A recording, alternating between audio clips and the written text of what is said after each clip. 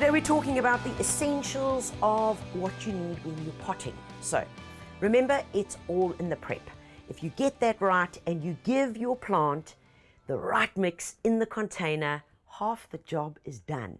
Then you can sit back and know that you've done it all right, you've put the right ingredients in there, and that the plants are going to be happy. So first rule is never, ever, ever, ever use reused old potting soil. It's so simple. You know, from that dead plant that you had, like the chrysanthemum in, that was hanging about, and you decided, oh look, I'm going to recycle that potting soil. No, rather take that and throw that on your compost heap, because then it can just get added to it and it can actually get more essential nutrition inside it. So always use fresh potting soil, please. And it's called potting soil for a reason, because it has been formulated specifically to have very good drainage, to be light, to have enough aeration in it so that the plants can be happy. So that's your basic, is good potting soil, number one. And the second most important thing is the drainage. In that, whenever you've got a pot which has got holes, you're going to need drainage pebbles. Now, these you don't need to be fancy about, guys. Don't buy the most expensive pebbles at the local garden centre.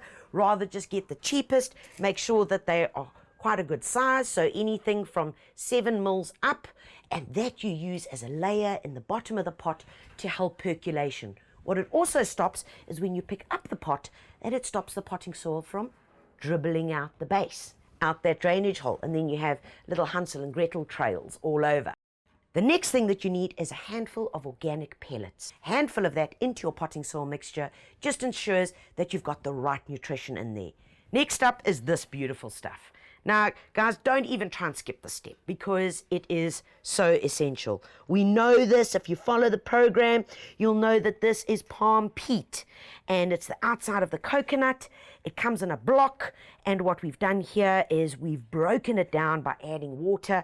I always have a tray like this just hanging around in my potting shed, so when I need to pot something up, it's not a whole schlep of having to add the block into water, break it down, it's ready to go. And this can stay here for months, in fact years on end. And if it dries out, you just add some water to it. But the important part about this is that it's lightweight. Look there. It holds the moisture, which is really important, especially for when you're at work. It's a really hot day and your plants need some water, because the biggest stress in container gardening is plants drying out. Okay, next up, what we're going to need, and especially for hanging baskets, smaller containers, is this magic stuff here.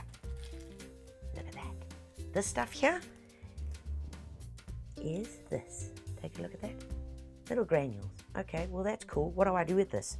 Well, you add this into your dry potting mix. You add it dry like this, and normally a teaspoon in a 5-litre bucket is more than enough, and I'm going to show you why. For purposes of demonstration, check this out. It's magic. Look here, look here. Add the water, because this is like you would be watering your container, okay?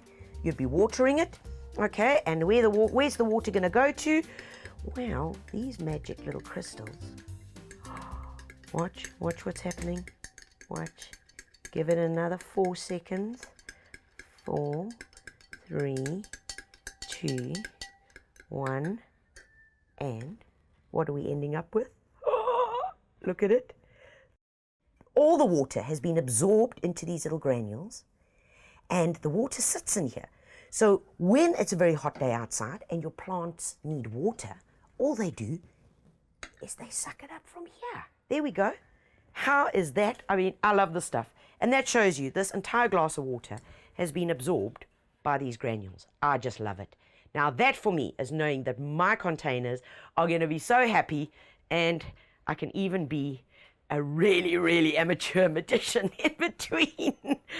Good stuff. And the thing with this is that it's completely biodegradable. So the next time you need to zhuzh up your pots, you're just going to add some more to it of these water-wise crystals. Okay, add a bit more, and it's completely non-toxic. So if somebody has to eat this, or if the dog has to decide to eat a whole lump of it, there's going to be no dramas. It's a polymer, and it's not going to cause any problems. So I really dig this stuff. Try and get hold of it and add it to your potting soil mixture. The next thing that you need to add is some of this stuff here, and all that this is a major carbon element. So this is like having a bag of compost in a little granule like that.